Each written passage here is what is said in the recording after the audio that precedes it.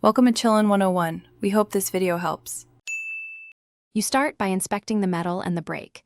This tells you whether to solder, glue, or reshape. Once done, gather pliers, a fine file, jeweler's solder or a high-strength epoxy, a small torch or heat source, and cleaning alcohol. Make sure to remove posts or backs that get in the way, and clean the surfaces so joints bond well. Contaminants cause weak repairs. Begin with gentle reshaping to align pieces. Accurate fit reduces stress on the eventual repair. You now execute the join. Align the pieces precisely and hold them steady with clamps or a third hand.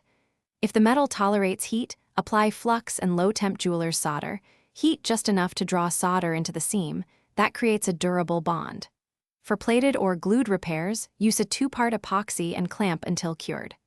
Once set, file seams smooth, and when needed, thread a tiny jump ring or wrap thin wire to reinforce hinge or post areas.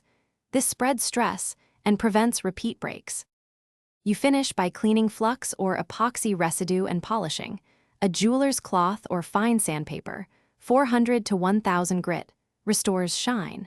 Make sure edges are smooth so they won't catch hair or fabric. Then reattach backs and gently test the earring through its full range of motion to confirm strength. If it fails, here's one key troubleshooting tip. Reclean the joint thoroughly and reassess method. Switch to solder for metal integrity.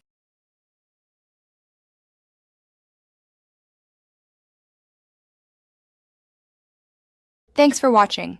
Consider subscribing if we helped you.